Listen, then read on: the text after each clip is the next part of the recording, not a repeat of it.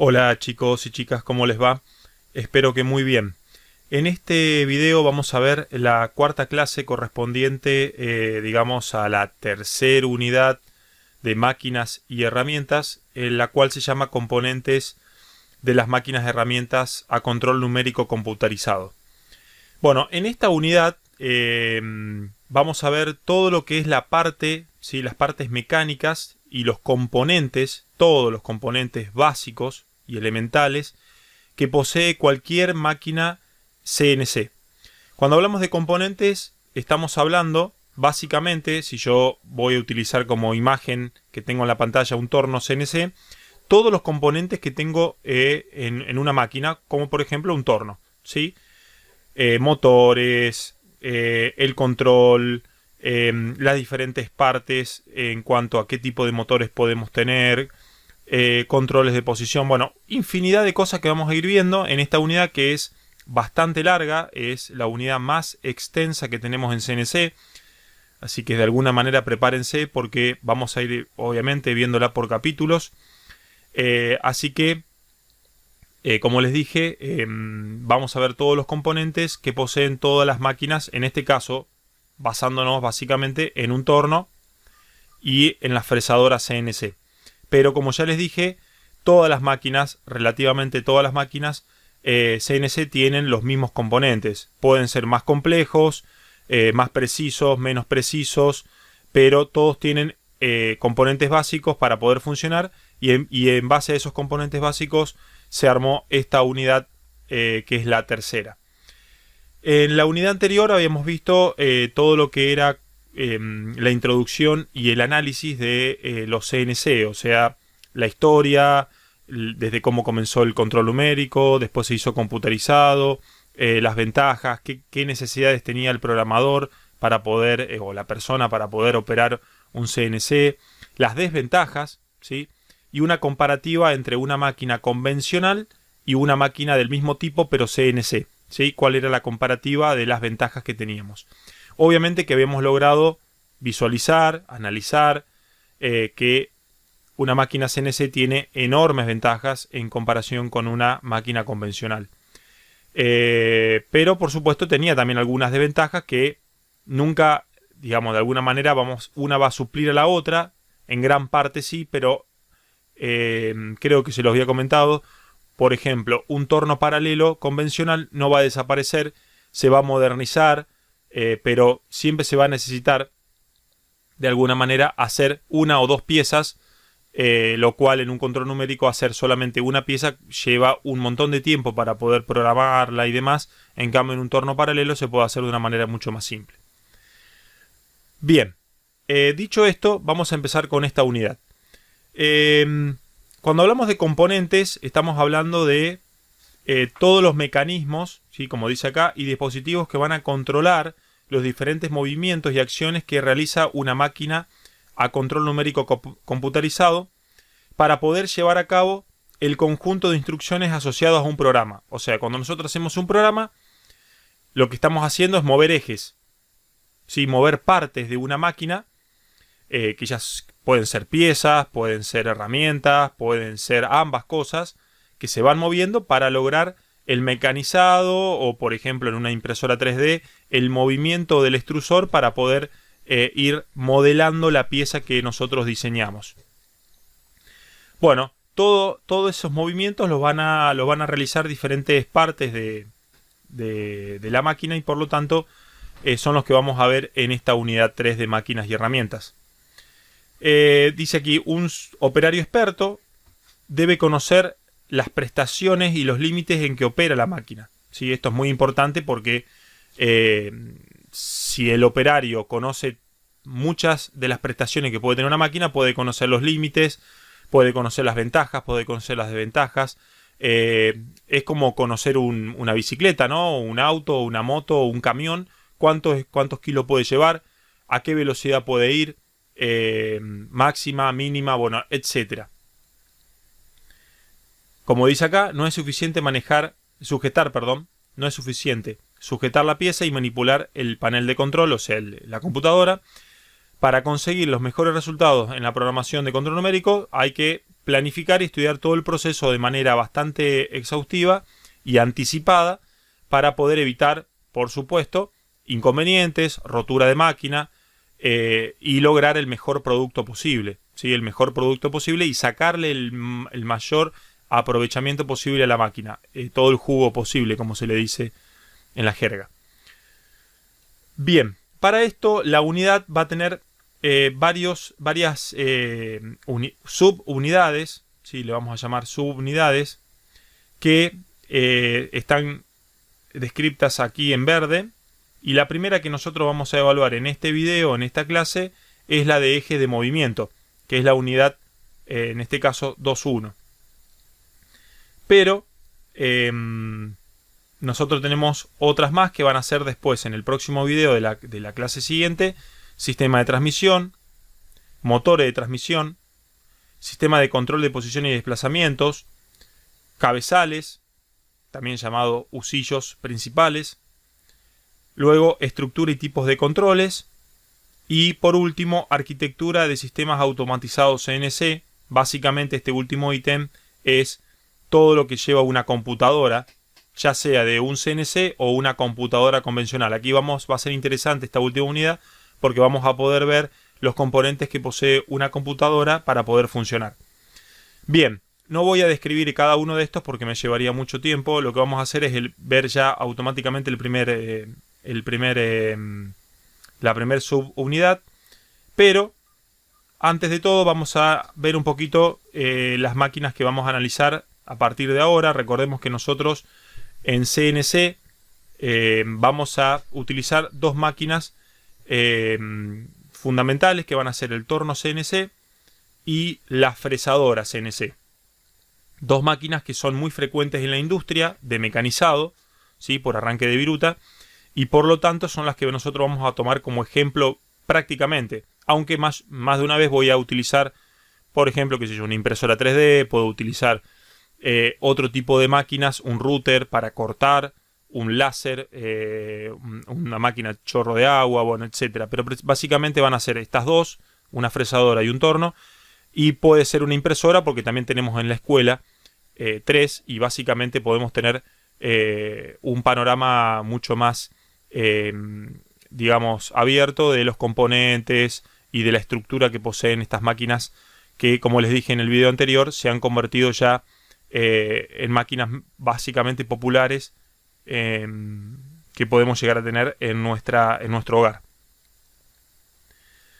No es así un CNC en cuanto a un torno, ¿sí? Tener un torno CNC en casa no es nada habitual y vamos a encontrarlo principalmente o básicamente en una industria.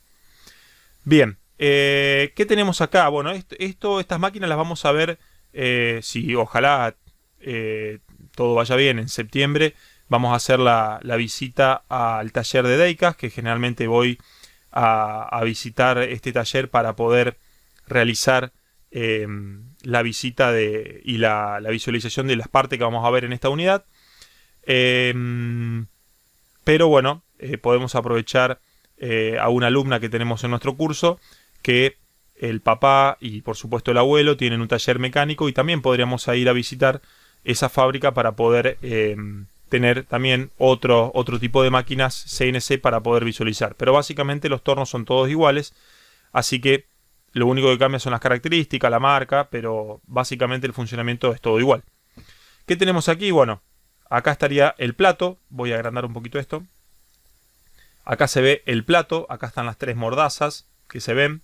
Acá está la torre porta herramientas, en donde fíjense que tenemos un intercambiador que ya vamos a ver más adelante. No es como un torno paralelo que tengo una sola herramienta. Acá puedo colocar hasta 12 herramientas. Obviamente que va a trabajar una a la vez, pero puedo colocar 12 y el intercambio de herramientas es súper rápido. En un segundo se cambia de herramienta y se sigue trabajando con otra, ya sea interior o exterior. El panel de control, ¿sí? Acá tenemos la computadora con su pantalla y todas las teclas y botones para poder operar la máquina. Bueno, un comando para... Acá tenemos toda la parte de presiones de aceite hidráulicas, ¿sí? Todo lo que es presiones se maneja de acá. lubricaciones de la máquina. Acá se coloca el aceite para que la máquina se lubrique sola, todas las partes se van lubricando. Y aquí debajo, por ejemplo, tenemos el extractor de viruta, o sea, toda la viruta que se genera acá en esta parte va a caer por gravedad, cae a un transportador de viruta que se llama, que es ni más ni menos que una cinta metálica que va moviéndose lentamente, viene por acá, pasa por acá, y acá cuando pega la vuelta cae, y acá tenemos que colocar un tacho, una carretilla, lo que ustedes imaginen, para poder contener la viruta y después llevarla y tirarla. Esta cinta vuelve por acá, vuelve y vuelve a retomar el camino. Y toda esta pileta que tenemos acá es un contenedor grande que posee líquido refrigerante. El líquido refrigerante blanco que ustedes preparan para poder refrigerar las mechas cuando mecanizan un agujero o trabajan en una fresadora o en el mismo torno. Bueno, esta batea puede tener hasta 200 litros de líquido refrigerante, depende de la máquina, el tamaño de la máquina, y se utiliza justamente para refrigerar, ¿sí? Que ya vamos a ver más adelante. Ustedes lo habrán visto en los videos, por supuesto, que vieron en la tarea que tuvieron la semana pasada. Todas las máquinas trabajan con chorro de agua. Lo que pasa que para poder grabar el video y que ustedes vean cómo se mecaniza, se corta el agua para que se vea bien en el video, pero si no, no se podría visualizar nada. En uno de los videos se ve claramente cómo se trabaja con chorro de agua, y bueno, se ve lo abundante, ¿no?, que es en cuanto a tirarle agua a la herramienta. Bueno, esto básicamente para que tengan un poco una idea de lo que es un torno, ¿sí? Después tenemos una fresadora. Acá voy a ser un poco más breve. Tenemos acá la fresa que se mueve, el control, los ejes, ¿sí?, las mesas de trabajo, los volantes para poder mover los diferentes carros, y en este caso tenemos una batea. Esta fresadora CNC es bien básica, la más básica que encontré, porque si no, no se llega a ver nada, porque está muy cubierta todo esto por las protecciones de chapa. Acá las únicas protecciones de chapa que tengo son estas.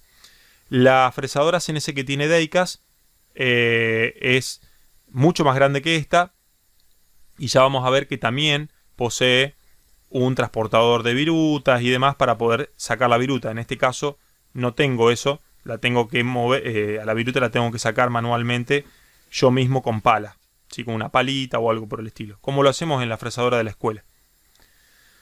Bien, vamos con el primer la primera subunidad, que es eje de movimiento, como ya dijimos. Bueno, básicamente cualquier máquina CNC va a trabajar con ejes de trabajo o ejes de movimiento. Se aplica este concepto de eje a las direcciones de los diferentes desplazamientos de las partes móviles de la máquina. Acá, como dice, la mesa portapieza, o sea, en la fresadora puede ser carro transversal, carro longitudinal de un torno. En una impresora puede ser la cama caliente, que se le llama, que es la mesa que se mueve la pieza. Bueno, en fin, son los diferentes movimientos que realiza o la herramienta o la pieza, dependiendo qué máquina estemos hablando. Estos ejes son lo más importantes a la hora de aprender la programación elemental y básica, porque van a ver que en la programación vamos a tener letras que representa cada uno de estos ejes, ¿sí?, que ya vamos a ver ahora. Y estas letras son básicamente 3 las que se utilizan. Ya van a ver que hay más, pero básicamente, muy elementalmente, en un torno hay 2 y en una fresadora hay 3. En un torno hay 2 ejes de movimiento. En el caso del eje Z, que es el movimiento longitudinal, que es el movimiento que ustedes hacen, por ejemplo, con la manivela más grande que tiene el carro, que ustedes mueven, ¿sí?, que se mueve así longitudinalmente. Bueno, este eje en un torno CNC se llama eje Z, ¿sí?, el eje Z. Y si movemos el carro transversalmente a este eje, al eje Z, este movimiento se llama eje X, ¿sí? Como vemos acá, que está tal cual como yo lo estoy diciendo. Entonces, en una fresadora tenemos un eje más, porque tenemos el eje Z, que lo tenemos verticalmente, fíjense que lo tenemos verticalmente, el eje X que lo tenemos longitudinalmente a la fresadora, ¿sí? Que trabajamos así, de derecha a izquierda o de izquierda a derecha, como quieran llamarlo. Y después tenemos el eje Y, que el eje Y no está en el torno, pero sí aparece en la fresadora porque tenemos un eje más y es el eje transversal, ¿sí? El eje transversal se llama eje Y. Estas letras en cualquier máquina, por ejemplo en una impresora, es exactamente igual que en la fresadora, ¿sí? Y la disposición de las letras son iguales. Estas letras no se pueden cambiar nunca en una máquina y están normalizadas. No es que voy a encontrar una máquina, qué sé yo, taiwanesa que tenga ejes llamados L, M. No existe eso. Son X, Y y Z. Se nombran en ese orden, X, Y, Z, que después va a haber otros ejes complementarios, se van a llamar, que lo van a ver más adelante, que van a ser ejes A, B, C, D, E, pero como ejes principales, voy a tener siempre estos, el eje X, el eje Y y el eje Z. Como verán, cada letra posee un signo de trabajo, ¿sí? Un signo positivo o un signo negativo. Este signo, tal cual como lo dice acá, ya lo vamos a ver, no tiene un sentido matemático, sino que es solamente de orientación. Por ejemplo, si yo voy a mover el eje Z en la fresadora para arriba, este signo va a ser positivo, y si lo voy a mover para abajo, el eje Z va a ser negativo. O sea, los valores que yo voy a tener acá al lado van a ser negativos o positivos. Obviamente que si es positivo, el signo más no se coloca. ¿Sí? Se coloca Z10, por ejemplo, Z20, que yo doy ejemplos de números, pero no se coloca el signo más 20 más 10. Sí, en el caso del negativo, como en matemáticas, si coloco Z menos 10, va a ser Z menos 10, porque sí o sí tengo que colocarlo para que la máquina sepa qué movimiento quiero hacer, que es hacia abajo. Lo mismo para el X. Si voy a colocar positivo, va a ser para la derecha. Si va a ser negativo, va a ser para la izquierda. Y si voy a moverme transversalmente, voy a colocar Y negativo o Y positivo. Bueno, acá yo tengo una discrepancia con el autor, porque generalmente el eje negativo del Y va hacia adentro y el eje positivo va hacia afuera. O sea, acá estaría al revés para mí. Pero bueno, esto sí puede variar de acuerdo al fabricante, pero no la letra. El signo puede variar, pero no la letra. Por ejemplo, acá en el eje X podría ser negativo acá y acá positivo.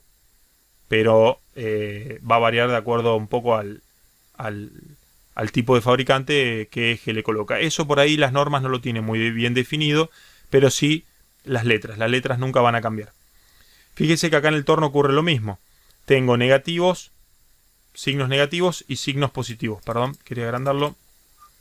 Fíjense que tenemos, se ve un poco pixelada acá la imagen, pero tenemos, si el carro se va a mover longitudinalmente contra el plato, o sea, voy a ir hacia el plato, ese recorrido es negativo en Z, ¿sí? Porque estoy yendo hacia el plato y es, de alguna manera, acercarme a la pieza, es peligroso. Si me alejo de la pieza, ese signo va a ser positivo en Z. Si yo me alejo en el eje transversal, en el eje X, me alejo del eje, va a ser positivo. Y si me acerco hacia el eje, o sea, si me introduzco, va a ser negativo. Recordemos que no tiene ningún sentido matemático, tal cual como dice acá. Bueno, acá tienen unas siglas que ustedes ya la conocen de la clase anterior, que son MHCN, máquina herramienta control numérico, y CN control numérico. Ustedes ya lo saben a eso. Bueno, un poco lo que expliqué recién está acá escrito. Eje de trabajo. Las máquinas de herramienta control numérico disponen de diferentes órganos de movimiento lineal, sí, que son generalmente ejes. Para poder programar el movimiento de dicho elemento, se le asigna una letra, que ya lo vimos, X, Y, Z, que será la que después se utilizará en la programación. O sea, cuando nosotros programemos, van a ver que vamos a usar esos ejes, X, Y, Z. Esta asignación de letras está normalizada y no puede ser cambiada en ningún caso, como ya dijimos. Los signos positivo y negativo no tienen ningún sentido matemático, sino de dirección, tal cual como ya lo hablamos. Los tornos disponen de un mínimo de 2 ejes, mientras que las fresadoras están dotadas de un mínimo de 3 ejes, tal cual como vimos. Bien. Bueno, un poco más para aclarar, dice en los tornos, los ejes X y Z se asocian al desplazamiento del carro transversal, ¿sí? Y carro principal respectivamente, como ya lo dijimos, que se deslizan ortogonalmente entre ellos, o sea, a 90 grados. Fíjense que tanto en una fresadora como en un torno, los ejes están desplazados 90 grados, ¿sí? Lo mismo aquí. Todos están desplazados 90 grados, tal cual como si fuera una rotación de vistas en dibujo técnico. Cuando yo tengo una pieza y la voy rotando 90 grados, y eso se llama rotación de vistas ortogonales, tal cual como lo nombra acá a la posición de los ejes, sí, digo bien. Pero en el torno, fíjense que dice acá, no hay chariot, no existe el chariot. ¿Vieron? El chariot es el otro carro que tendría acá arriba, que se mueve también en sentido en el eje Z.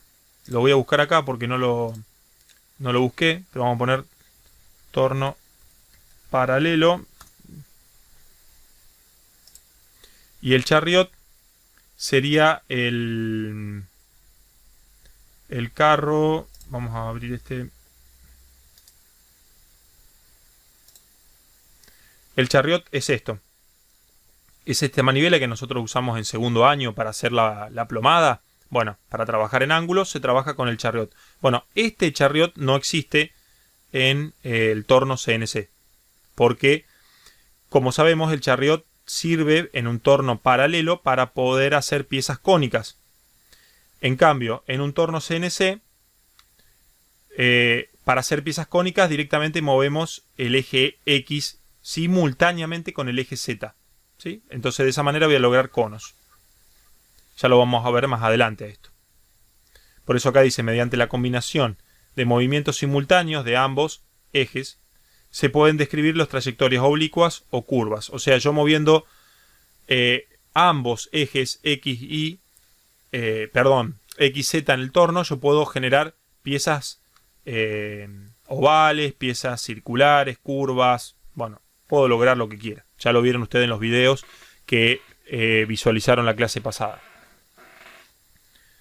Esa combinación de movimientos, cuando yo muevo dos o más ejes, en el caso de una fresadora voy a mover simultáneamente, puedo mover dos o puedo mover más ejes, o sea, puedo mover los tres, X, Y y Z. Esa combinación de movimientos se llama interpolación, ¿sí? Se llama interpolar. Interpolar es mover dos o más ejes a la vez. ¿Está? Eso se llama interpolación y es muy importante que ustedes lo tengan en cuenta esto, ¿sí? El término de interpolación, porque lo vamos a usar muchísimo. Muchísimo. Bueno, la fresadora dice dispone de un mínimo de 3 ejes, mínimo de 3, X, Y, Z. Dos de ellos, sería el X e Y, se asocia al movimiento en el plano horizontal. Cuando hablamos de plano horizontal, estamos hablando en este plano que tenemos acá en color azul, ¿sí? Eje Y y eje X. Perdón. Y mientras que el eje Z se refiere al desplazamiento del cabezal, o también puede ser, o también puede ser a la mesa. O sea, yo en el eje Z puedo mover en este caso el cabezal para arriba, para abajo y para arriba, o puedo mover, esto queda fijo, como tenemos nosotros las fresadoras en la escuela, esto queda fijo, y puedo mover el carro, ¿sí? Toda la mesa para arriba y para abajo, ¿sí? Que ahí los signos cambiarían. Si yo muevo la mesa para arriba sería negativo, si la mesa la muevo para abajo sería positivo, al revés como está acá. Ya lo vamos a ver todo esto, no se preocupen porque todo esto lo vamos a ver en la clase que viene. Vamos a empezar a trabajar ya con programación, va a ser la primera clase de programación. Así que ahí vamos a ver todo esto de nuevo y vamos a refrescar y vamos a ir machacando más sobre todo lo que es la parte de los ejes de movimiento. Bueno, pero ¿qué pasa? Ahí dijimos que era un mínimo de 3 ejes, una fresadora, y un mínimo de 2, un torno. Pero si yo tengo que hacer piezas muy complejas, lo vieron ustedes en las máquinas, en los videos que vieron la clase pasada, para hacer piezas muy complejas nos hace falta más de 3 ejes. Necesito por lo menos 4, 5 o muchos más. ¿Sí? Hay máquinas que poseen hasta 12 o más ejes. O sea, imagínense la cantidad de movimientos y la complejidad que puede llegar a tener un programa. ¿Sí? La cantidad de letras que puede llegar a tener un programa.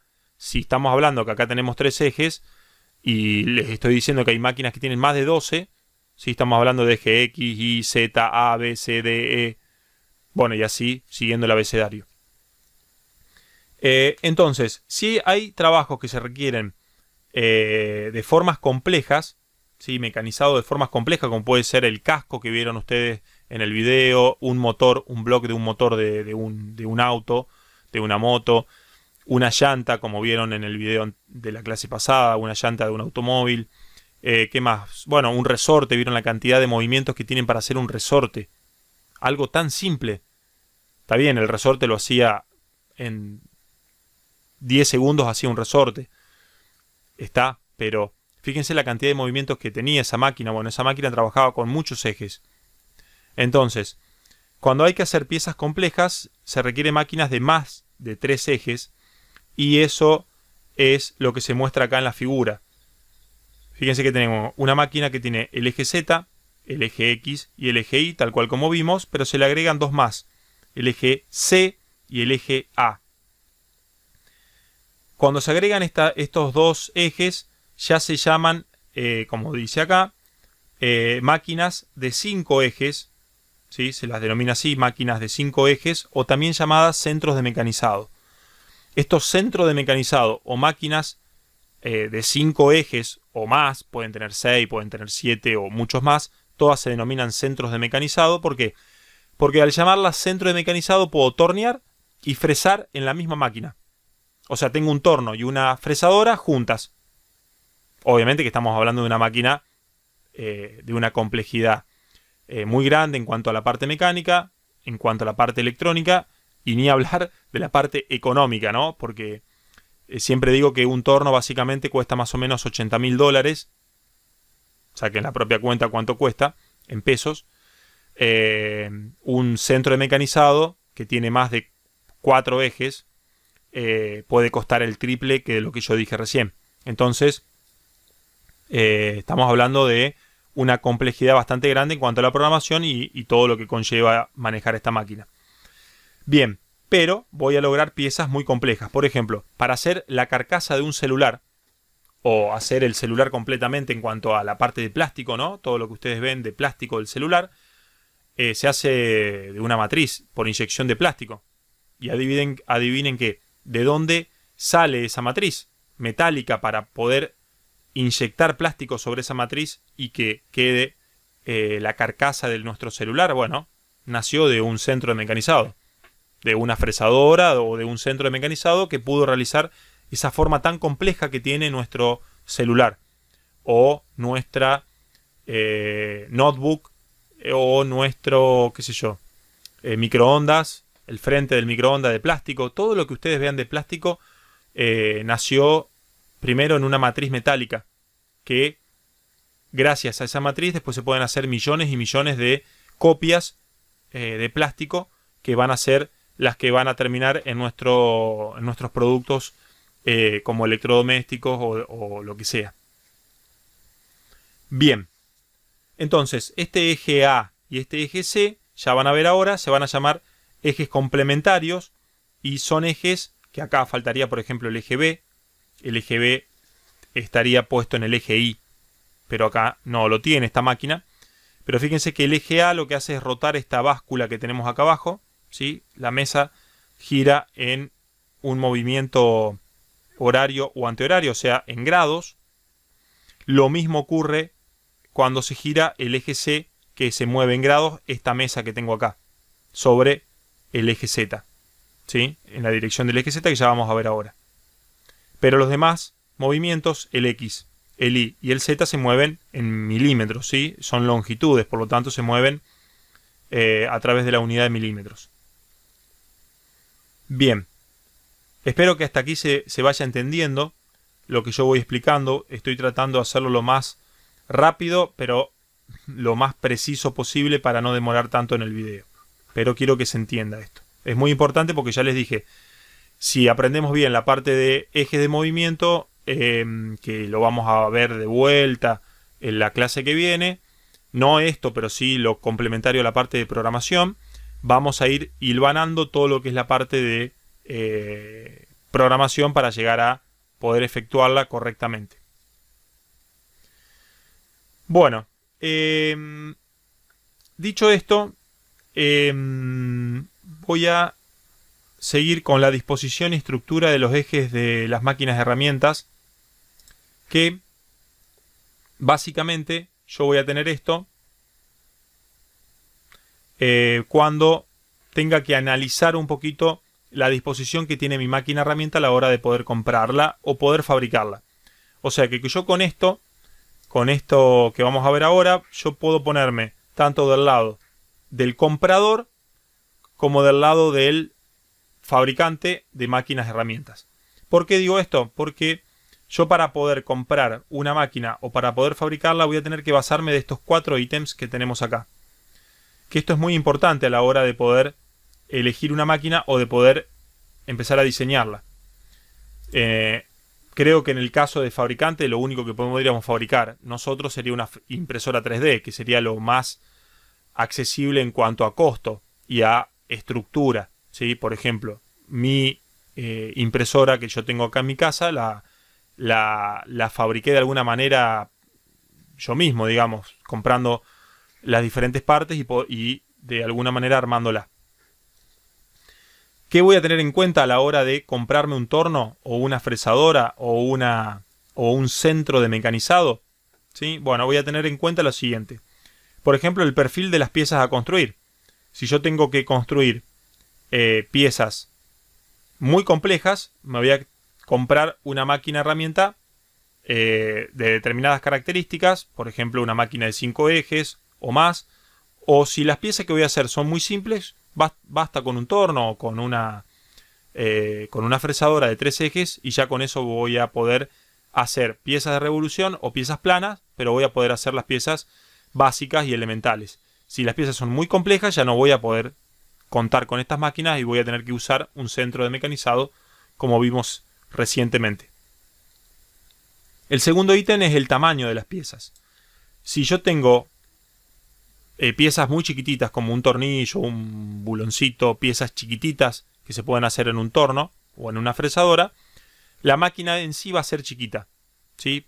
El tamaño de la máquina, chiquita en el sentido de que no va a ser tan grande, siempre va a estar relacionada a las piezas que haga, porque si yo voy a hacer piezas para barcos, para aeronáutica, aeroespacial o ferroviaria, obviamente que el torno no va a ser chiquito, la fresadora no va a ser pequeña, va a ser una máquina bastante grande, como por ejemplo cuando vieron el video del torno, este torno de la marca Mazak, que es para mí una de las mejores marcas de máquinas de herramienta que existe en el mundo. Es como decir Ferrari en autos, o qué sé yo, decir Lamborghini o cualquier otro auto de super deportivo de excelente calidad. Estamos hablando de lo mismo. Bueno, ese torno era gigante, ¿sí? Prácticamente una persona quedaba parada dentro de la máquina. Entonces, el costo que yo voy a invertir va a ser mucho mayor en una máquina más grande que en una máquina más chiquitita. Todo va a depender qué tipo de pieza, qué tamaño de pieza voy a mecanizar. El otro ítem es la precisión necesaria. O sea, ¿qué quiere decir esto?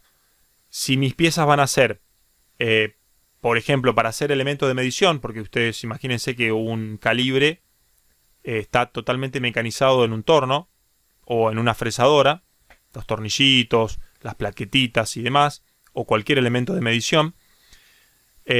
También hablamos de elementos de precisión a un reloj, por ejemplo, un reloj, todos los tornillitos, un reloj mecánico, ¿no?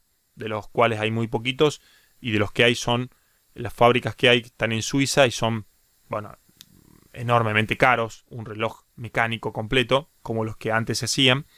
Todas esas piezas se hacen con un centro de mecanizado. Que pueden tener muchísimos ejes de trabajo, ¿no? Así que si yo voy a hacer piezas muy complejas, chiquititas, de mucha precisión, voy a tener que comprarme una máquina de alta calidad. Llamémosle esta marca Mazak o Kuma o máquinas alemanas, japonesas, alguna taiwanesa puede llegar a ver, y no más que eso, digamos, ¿sí? Van a rondar en esas máquinas, en esas nacionalidades. Ahora, si la precisión de mi pieza no es tan grande, por ejemplo, para industria ferroviaria, un tren no lleva piezas tan precisas. Por lo tanto, la máquina en donde yo las voy a fabricar puede ser de origen chino, taiwanés, que no va a haber ningún problema. Porque la precisión, cuando hablamos de precisión, estamos hablando de cuántos ceros voy a colocar detrás de la coma. Cuando estoy hablando de 3 ceros, o sea, en la parte, en el orden del micrón, o la milésima, ya voy a estar trabajando con máquinas de alta precisión. Y por ende son muchísimo más caras. Y el último punto, que son los diferentes materiales a mecanizar, que también tiene que ver con lo que veníamos viendo recién, la calidad de la máquina. Si yo voy a tornear plástico, aluminio, aceros comunes como los que tenemos acá en el taller, acero 1045, 1010, 1070 o algún otro especial, no va a haber ningún problema de tornearlo con máquinas o mecanizarlo con máquinas que no sean tan caras, ¿sí? Que la calidad no sea tampoco tan de excelencia como una japonesa o una alemana o digamos una máquina de nacionalidades en donde se fabrican tornos de máxima calidad. Voy a comprar una máquina china y con eso lo puedo hacer perfectamente. Y el dinero que voy a gastar va a ser mucho menor a que si voy a tornear piezas con materiales muy duros, como por ejemplo materiales como fundiciones de alta resistencia al desgaste, como por ejemplo aceros extra endurecidos, materiales aeroespaciales como el titanio, en donde son materiales muy pero muy duros y por lo tanto con una máquina convencional no los voy a poder tornear directamente. O sea, es como que el material se va a reír de nosotros porque no vamos a poder penetrar sobre él. Porque la máquina va a vibrar toda, la pieza va a quedar horriblemente mecanizada. Entonces voy a necesitar una máquina muy robusta y por lo tanto voy a tener que gastar casi el doble, les podría decir. Si yo les dije que una máquina cuesta $80.000, una máquina china, digamos, medianamente de buena calidad, si yo me voy a comprar una máquina extremadamente de precisión y extremadamente robusta, en el mismo tamaño y todo, puede costar prácticamente el doble. O sea, $160.000 puede costar la misma máquina, pero de alta precisión y de alta robustez, ¿sí? Para materiales extra duros o materiales complejos para tornear, para mecanizar. Bien, dicho esto, recordemos que es para poder, de alguna manera, tener una orientación a la hora de poder comprar una máquina o para poder fabricar cualquier tipo de máquina. Estos ítems son muy importantes porque nos delimitan un poquito qué compra o qué máquina vamos a poder fabricar. No un torno, pero por ahí una impresora, la impresora para poder armarla, una impresora 3D. Uno ve, bueno, de acuerdo a qué piezas, qué tamaño va a usar. Bueno, si vamos a hacer piezas muy grandes, la impresora va a ser de un tamaño considerable. Si vamos a hacer piecitas chiquititas, la impresora puede ser prácticamente que puede entrar en cualquier escritorio de nuestra casa. Bueno, en fin, ¿sí? Para no seguir con esto, se basa básicamente estos ítems en esas recomendaciones. Bueno, en base a la denominación de las máquinas, como hablamos, las máquinas están dotadas por ejes y por lo tanto en la jerga, digamos en el común del hablar de cualquier programador, de cualquier persona que tiene máquinas CNC, van a hablar de ejes y van a hablar de una denominación en particular. Por ejemplo, nosotros vimos que el torno CNC tiene básicamente, mínimamente, dos ejes, ¿sí? Pero hay máquinas que pueden mover estos dos ejes o no pueden mover los dos ejes a la vez. ¿Qué quiero decir con esto? Un torno CNC tiene dos ejes reales, o sea, dos motores, el eje X y el eje Z, como vimos acá. ¿Sí? Tengo dos ejes y cada eje lo va a mover un motor, que ya más adelante vamos a ver qué tipo de motores son. Pero puede ser que en un torno que tenga a lo mejor tres ejes, como puede ser el plato, el tercer eje, que ya vamos a ver después, porque el plato no se lo toma como eje, porque el plato lo único que hace es girar, va a cambiar las RPM, pero no se lo toma como eje a eso.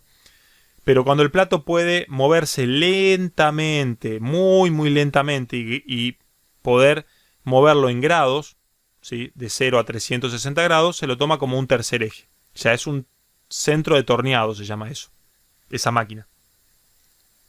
Pero puede ser que ese eje no se mueva junto con los otros. Cuando hablamos de interpolación, ¿se acuerdan? Cuando hablamos de interpolación, se movían dos o más ejes. Bueno, acá tenemos el ejemplo de dos ejes reales, dos motores. Esos dos motores se pueden mover simultáneamente, y esa máquina se llama, bueno, máquina CNC de dos ejes, ni más ni menos. Si ahora tengo una máquina de tres ejes, pero solamente puedo mover dos, por ejemplo el eje X, el eje Y, simultáneamente, y una vez que esos dos ejes se detienen, puedo mover el otro, el cabezal por ejemplo, esa máquina se va a llamar dos ejes y medio. Se le agrega el medio porque no mueve los tres ejes simultáneamente, sino que va a mover dos ejes y medio. Si tengo una máquina de tres ejes, como puede ser en el caso de una fresadora, o un torno también, como dije yo recién, un torno, un centro de torneado, tengo tres ejes reales, o sea, tres motores, eje X, eje Z, y el cabezal puede ser el eje C. Si se mueven los tres ejes, se llaman tres ejes. Simultáneamente se mueven los tres ejes y por lo tanto la denominación se llama tres ejes. Y así sucesivamente cuando voy agregándole ejes y si se mueven los tres y uno no, se le agrega el y medio. Y si se mueven los cuatro ejes, por ejemplo en este caso se llama cuatro. Cuatro ejes y así.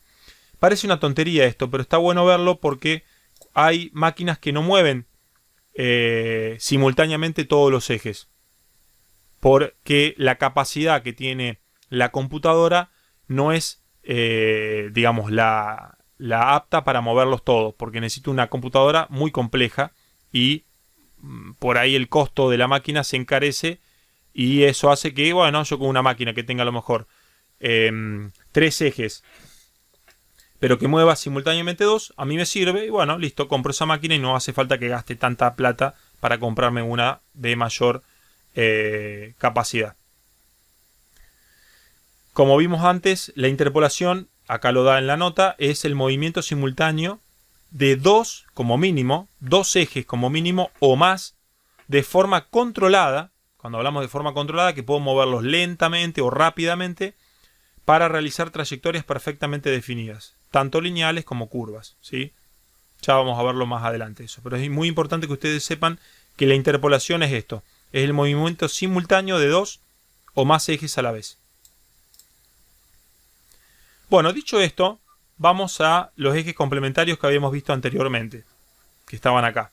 Estos ejes complementarios que vimos, que era el eje A y el eje C, que eran complementarios para sumar más ejes a la complejidad que podía tener nuestra pieza para poder fabricarla.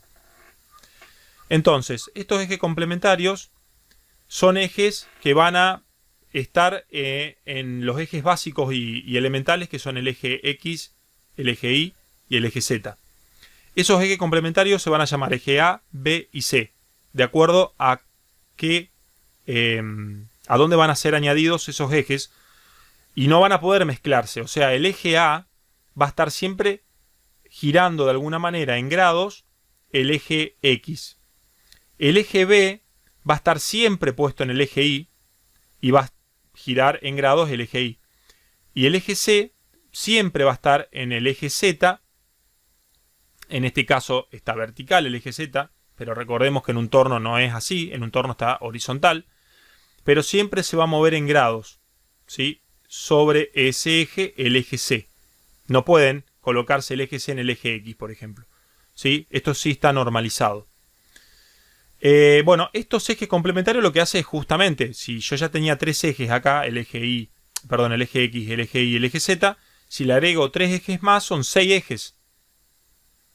O sea que yo acá voy a poder mover la pieza o la herramienta o ambas cosas de una manera extraordinaria. Y puedo lograr piezas de altísima complejidad, como en el caso del video que vieron cuando se fabricaba el casco. Esa máquina tiene 6 ejes, tenía esa máquina. Entonces yo podía hacer movimientos extremadamente complejos y poder llegar a lugares en la pieza en donde con cualquier máquina no lo puedo hacer. Bien, ¿qué dice aquí? Dice, bueno, algunas máquinas, herramientas disponen de mesas giratorias y o cabezales orientables. En ella la pieza puede ser mecanizada por diferentes planos y ángulos de aproximación. Los ejes sobre los que giran estas mesas y cabezales se controlan de forma independiente a los ejes X y Z y se conocen por su nombre de ejes complementarios de rotación. Su velocidad y posición se regulan también de forma autónoma. Obviamente, cuando pongo A, al lado de la letra A va a ir un ángulo, qué sé yo, 90, 180, qué sé yo. Siempre va a ir un ángulo en el eje A, B y C. Bueno, los ejes complementarios de rotación se designan en la programación de control numérico como A, B y C. Estos ejes se asocian a los lineales, tal como vemos acá, como lo que yo expliqué. Bueno, acá dice, debido a la existencia impuesta por la complejidad de ciertas piezas, otras máquinas de control numérico están dotadas de más de 3 ejes de desplazamiento principal, como en el caso que habíamos visto aquí, en esta máquina que se llama máquina de 5 ejes o centro de mecanizado. Los centros de mecanizado presentan usualmente más de 3 ejes, puede haber un cuarto o quinto eje para la orientación de la herramienta, un giro de la mesa y aproximación de la herramienta. Bueno, y para no ser más extenso, básicamente sería esto.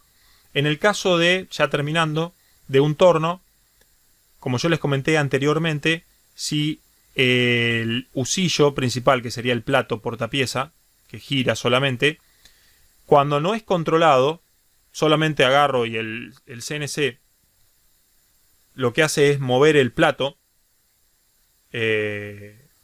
con revoluciones, no tiene un eje. Se coloca las RPM y ya está. Pero cuando mi torno puede mover el plato en grados, ¿sí? Para poder mecanizar y usar el plato para poder hacer, qué sé yo, matrices de agujeros y demás, que más adelante ya lo vamos a ver, ese movimiento se llama eje complementario y es el eje C. La pregunta es ¿por qué eje C y no A? Bueno, básicamente, como ya dijimos, el eje C se mueve en el eje Z. Entonces, si vamos a ver cómo está configurado nuestro torno, el eje Z está en esta posición horizontal. Y si está en esta posición horizontal, tiene que ver porque pasa el eje Z por el centro del husillo, por el agujero del plato. Por lo tanto, se llama eje C por ese motivo. Si tuviéramos un eje complementario en el torno, en el eje X, bueno, se llamaría A, ¿sí? Eje Y no tenemos acá, por lo tanto no habría eje B.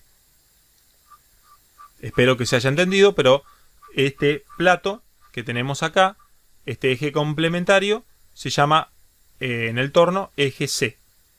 Por eso acá dice, los tornos con 3 ejes disponen habitualmente de un eje rotatorio, angular, siempre angular, con la capacidad de mover el plato de forma controlada, además del giro normal para el corte, o sea, las RPM que yo le doy para que saque la viruta. Este eje se suele denominar eje C y su utilización, bueno, es muy parecida a la de un cabezal divisor de una fresadora. Que esto lo vieron con Mario el año pasado, cuando usaron el cabezal divisor y pudieron hacer piezas hexagonales o pueden hacer un engranaje. Esto lo vieron con Mario el año pasado. Y ese cabezal divisor es idéntico a esto. O sea, en el torno se podría fresar. Por eso se llama centro de torneado. Cuando en un torno tenemos más de 2 ejes. O sea, 3. Bien. Bueno, y acá tenemos otra aclaración. Eje rotatorio angular son ejes que realizan su movimiento en forma circular y la medida que se utiliza para indicar su movimiento está expresada en grados. ¿Sí? Tal como ya lo dijimos. Bueno, aquí terminaría la subunidad 2.1, que era la de ejes de movimiento. Ya acá arranca la unidad 2, que vamos a ver la semana que viene, sistema de transmisión. Pero bueno, espero que se haya entendido. Esta unidad, como ya les dije, la unidad 3 es bastante extensa. Acá solamente vimos el primer capítulo de los 7 que hay por ver, ¿sí? O sea, nos quedan 6 por ver a partir de la clase que viene. Y bueno, de a poco vamos a ir desglosando toda esta unidad. Como siempre van a tener un par de preguntas y una actividad para poder terminar con esta parte de la unidad que acabamos de ver de recién. Y bueno, cualquier duda o consulta que tengan sobre esto, por favor, como siempre ustedes ya saben, me lo hacen saber por WhatsApp o por el mail que ustedes tienen. Así que es lo único que les pido, que no se queden con dudas. Cualquier duda o consulta me lo hacen saber. Muchísimas gracias por la paciencia y por prestarme atención en este video y nos vemos en la próxima clase.